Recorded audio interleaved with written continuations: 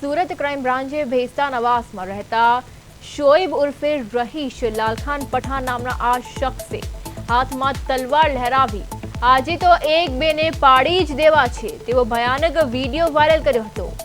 આ અંગે ડિંડોલી પોલીસ મથકમાં ગુનો નોંધાયા બાદ ક્રાઇમ બ્રાન્ચે સુભાષનગર રિવરફ્રન્ટ ખાતેથી આરોપીની ધરપકડ કરી છે। પોલીસ તપાસમાં ખુલાસો થયો છે કે પકડાયેલા આરોપી કોઈ મોટી વારદાતને અંજામ આપે તે પહેલા જ પોલીસે તેને દબોચી લીધો હતો। આરોપીનો ભૂતકાળ અત્યંત ગુનાહિત રહ્યો છે અને તેની સામે અગાઉ પર્સ તેમજ ચેઇન સ્નેચિંગના 47 જેટલા ગુના નોંધાઈ ચૂક્યા છે। હાલની પ્રાથમિક પૂછપરછમાં વધુ 6 ગુનાઓનો ભેદ ઉકેલાયો છે અને ક્રાઇમ બ્રાન્ચ આરોપીના રિમાન્ડ મેળવવાની તજવીજ હાથ ધરી છે।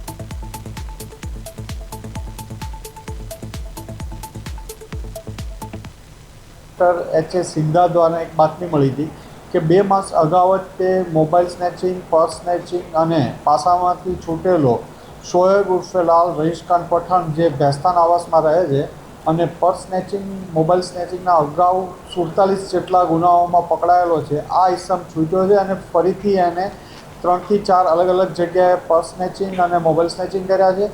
આ ઉપરાંત એને એક વેપન તલવાર સાથે ગુપ્તી જેવું બનાવી અને વિડીયો પણ વાયરલ કરેલો હતો અને કોઈ ઉપર એસોલ્ટ કરવાનો પણ પ્રયત્ન કરતો હતો।